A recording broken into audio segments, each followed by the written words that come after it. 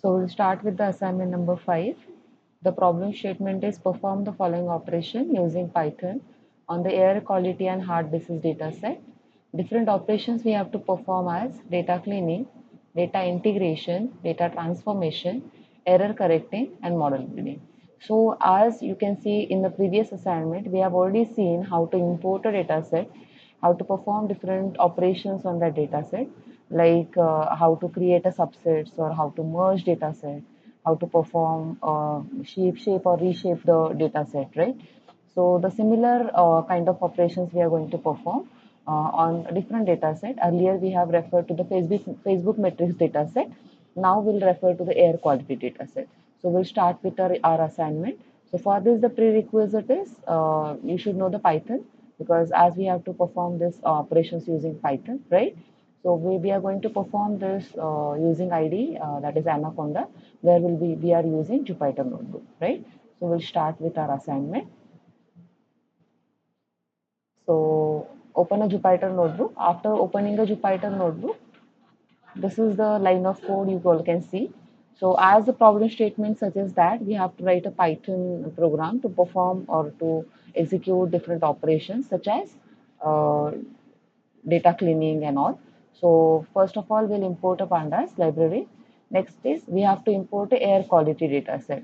So being as assignment suggests, whenever we'll import any data set, first of all, you have to analyze that data set. So if I open a data set, so air quality data set look like this, where you can see it has different columns like ozone, solar, wind, temp, month, day. So these are the number of columns it has. So the first column is the serial number. So the if you see the size of this data set, it has 1, 2, 3, 4, 5, 6, 7. So 7 columns are there, and it has appro 153 rows present in it. So the shape of this data set is 153 by 7, right?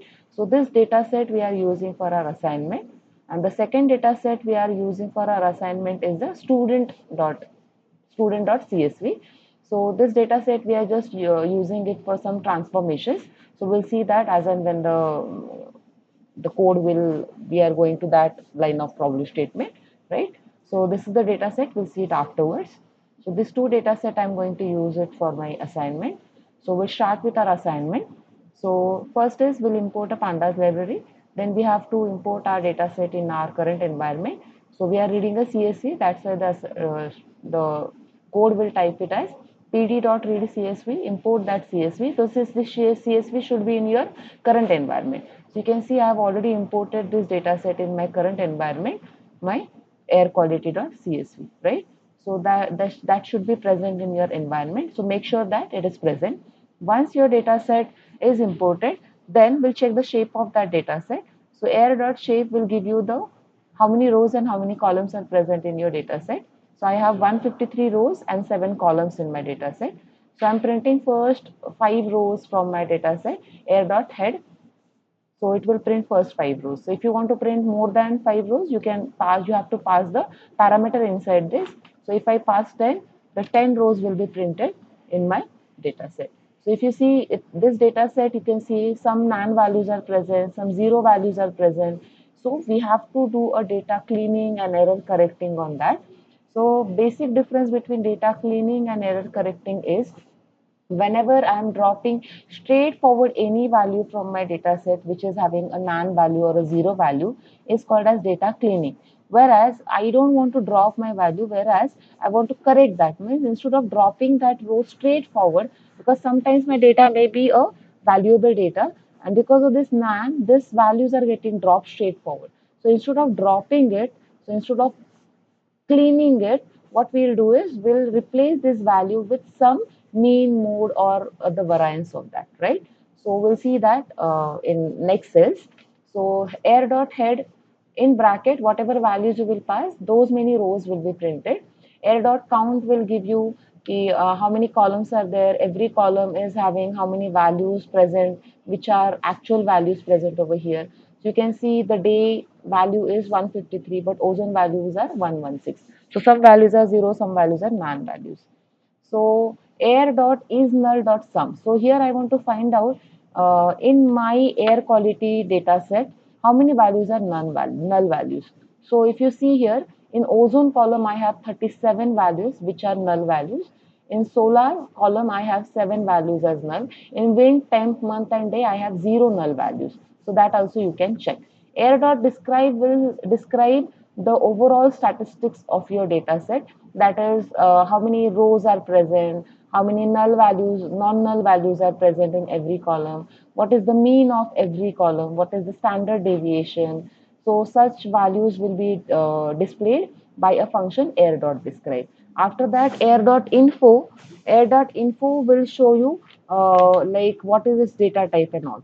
Next is air.drop.na. Drop.na function will do what? It will straightforward drop the NA values from your data set, which I'm saving it in what? A data frame. So if I print now the A shape, A dot shape, so it can see here, I'm getting 111, comma 7. So earlier the data shape of my data set was what? 153 by 7. So 153 were rows where some of the rows containing a null value or the NA value, right? So those values I'm dropping by using function air.drop_NA. So because of this function, now only remaining rows are what? 111, comma 7. So the what I did is by using this function, I have cleaned the data set. So because of this, what we did is 153 minus 111, whatever the value will come, those many rows are dropped from the data set. So here what we did is, here our data loss is there because we have dropped some of the rows from the existing data set, right? Next is, now instead of dropping, if I want to fill that NA values with some particular values, so for that the function is air.fill_NA, and what we are doing is, if NaN value is there, you fill it with a 0. So what we are doing is, we are, instead of dropping now, we are filling it with the 0. So after filling, again we are printing the shape of that data set. So now I can see I have 153 rows and 7 columns. So my data set has come to my original shape, that is 153.7. So again, if I print the first 10 rows, so after printing this, you can see now, so I'll show you the previous data set. So if you see here in ozone, if you observe here, the fourth row is a NaN value, right? Now we'll observe this fifth here, 0 to fourth means it is a fifth row. So in fifth row, we'll observe the ozone value now. So in ozone, we'll observe fifth row. So now instead of NaN, the value is coming as 0.0. So here I have replaced my NaN value with the zeros. So wherever in my data set the NaN values are there, are getting replaced with 0. But is it the right solution to replace it with 0? No, definitely not. Because this is not a correct or proper error correcting. So for that, what is the solution? So for that, we have various methodologies because of which we can replace our NaN values with some appropriate values. So the first method for error correcting is method pad. So what this method is, this is a padding method which will pad our value with either forward row which is coming after this or the previous row which is coming before this. So the values will be replaced. So if you see here, I am writing a method or a function air.fill_NA, that is NaN value. I am using method as pad. So what it will do is, so now if you observe, now the value is coming as 18. So now which value it has filled this? So I'll print here now, instead of first 5 rows, I'll print it as 10. So now, if you see here, now the earlier value was 0, right? Now the value is coming as 23. Yeah. So here what we did is, we have padded our value. In this, instead of 0, the random value is getting padded in this in place of 0. Now, what backfill method is? Backfill method will do what? It will fill my cell with the next value which is coming after this. So the next value will be filled in place of 0. This is a backfill. Next is, now I don't want to use a padding method. Instead of that, if I want to replace a NaN value with a mean of that, right? So for that, obviously finding mean mode is a numerical function. So for that, we have to import a NumPy library. So we are importing a NumPy library, right? Import NumPy as NP. And then I'm using some NumPy functions. That is, I'm replacing air.ozone. So in ozone column, replace the NaN values with what? Air.ozone.mean. So whatever mean value, I will find it out from the ozone column, that value will be replaced in place of 0.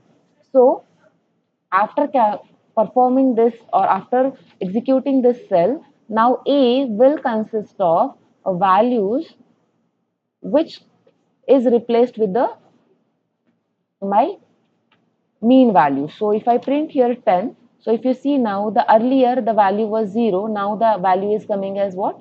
42. 42. So earlier it was 28, earlier it was 9, 9 after that we have filled it with 0, after that we have filled it with method called as pad, then we have used backfill. Now instead of backfill, what we are doing is we are replacing the value with the mean, right? That is 42. Next is similarly, can we do it using some different operation instead of mean? Can we do it with mode? Yes, we can do it.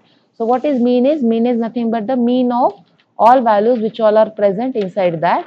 Mode is what? Mode is the repeated maximum time repeated value will be replaced in place of the non value, right? So different operations you can perform as a part of error correction. So now next is what we are doing is we are replacing the value with the median, right? So whatever is the median value is coming in ozone, that value will be replaced. So now instead of 42, now the value is coming as 31, right? So I'm using now median from the NumPy library to replace my nan value with the median value. So similarly, you can perform different kinds of operation. So for that, either you can use a NumPy library or you can use a simple imputer class.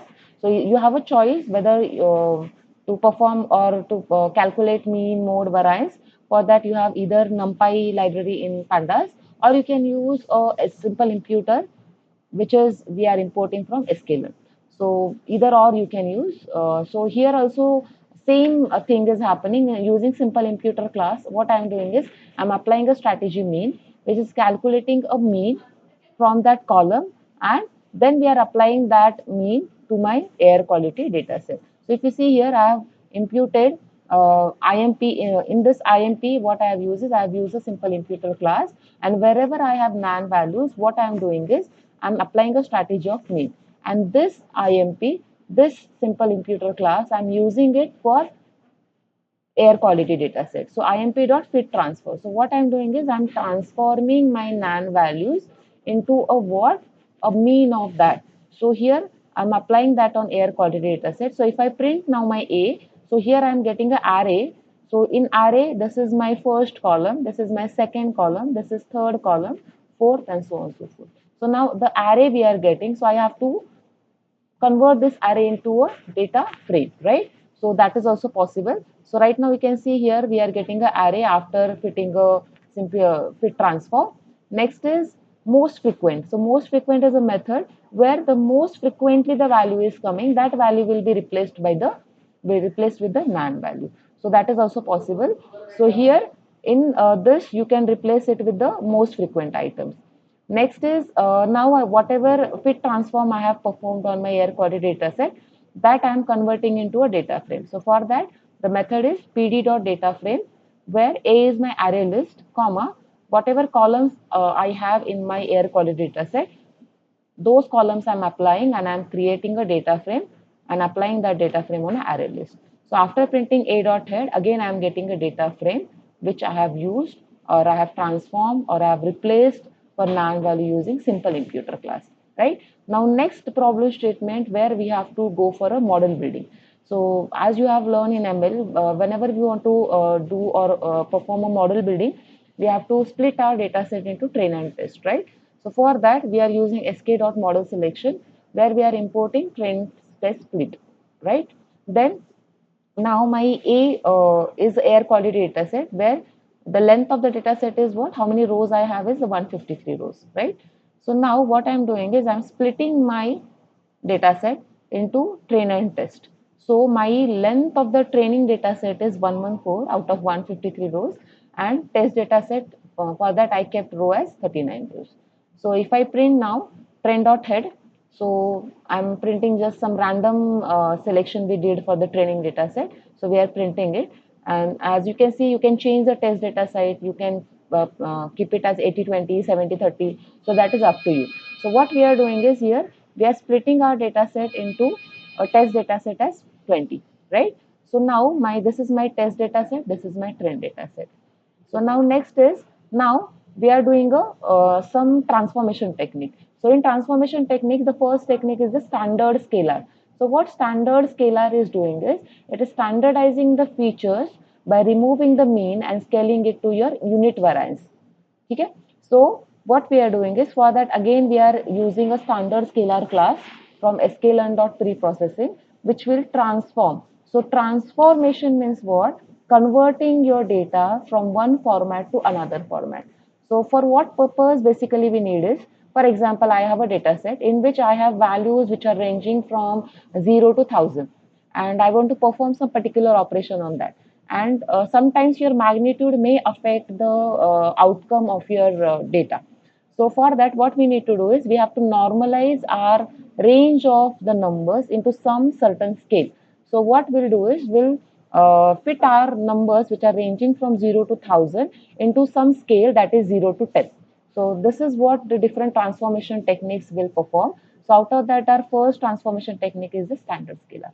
Okay? So here what we are doing is, we are using a standard scalar and we are just fitting that on our air quality data set, that is A, and we are saving that into B. And when I am describing that, so you can see here, we are setting our, or we are converting our value into some range which is a standard range. Similarly, min-max scalar is a transformation technique which is setting your values between 0 to 1. So mean max. So minimum value you can also provide, and maximum value also you can change. So here the standard minimum value and maximum value is, your value is ranging from 0 to 1.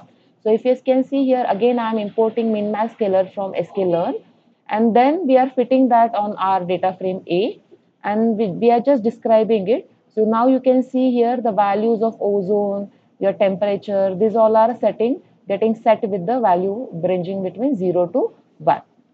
Now next is the binarization. The binarizer is also again a technique where you are converting your value into a 0 to 1. So here we are keeping value, threshold value as 0.5. So here whenever my value is greater than 0.5, the value will be set as 1. If my value is below zero point 0.5, it will be set as 0. So we are applying a binarizer transformation technique on my data set B, and then we are calling function as bin.fit transform, which is generating a value like this. So you can see here, now the value is coming as 1 or 0.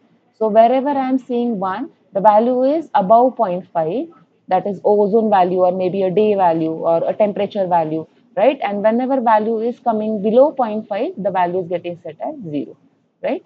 Now next is label encoder. So label encoder is also one transformation technique. So we cannot apply label encoder on your air quality dataset. So for that we have taken a student CSV dataset. So what my student CSV dataset is, you can see here now, student CSV is having column as name, class, marks, age.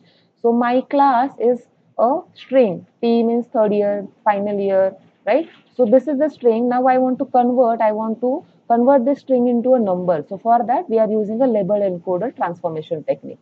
So how does it work is, we are importing a label encoder from sklearn.preprocessing. Then we are using this label encoder, we are applying this label encoder on class. So on my data frame called as data. So student.csv is imported into data. On this, we are fitting a transform, which is a label encoder, and we are converting our class into a range what? Different ranges, 1, 0, 0, like this, right? So if now we have only two values, that is B and T. If you can observe, we have only T and B. So if it is having some SE or FE. So the value will be ranging from 0 to 0 for say for FE, 1 for SE, 2 for T, and 3 for B. So the values will change. So next is, now what this these are the different transformation techniques which we have learned. So now next is, we'll go for model building. So here we are using a linear regression. So whenever we'll go for a model building, you have to think of what your data set consists of, what type of data it has, and what type of problem it is, whether it's a classification problem or clustering problem, what type of problem it is. Accordingly, you have to choose a model and then you have to apply that model on your data set. So here what we are doing is, we are using a linear regression model, because here we just have to find out, it's a classification problem, or I'm trying to find out if my ozone value is this, what will be a temperature, right? So here we are we are trying to calculate Here what? If my ozone value is this, what will be a temperature? Or we are trying to predict if I'm giving a ozone value of this and whatever temperature I'm trying to predict, what is its accuracy ratio? Okay. So now x is equal to a of ozone dot value. So what we are doing is we are extracting the ozone column and we are reshaping it. So reshaping will do what? It will create an array of size column 1. So we are just extracting the ozone column for training purpose. So we have taken this ozone column into one array called as named as X, and then what we are doing is,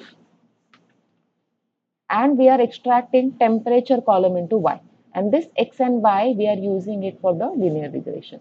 So we are model dot fit. So we are passing this our X and Y, and we are training model on this X and Y values, and then we are trying to calculate the, now what we are trying to predict is if I'm passing a test value as 128, then I'm trying to predict the accuracy of the C. So this you have already learned in ML, how to train and how to build your model.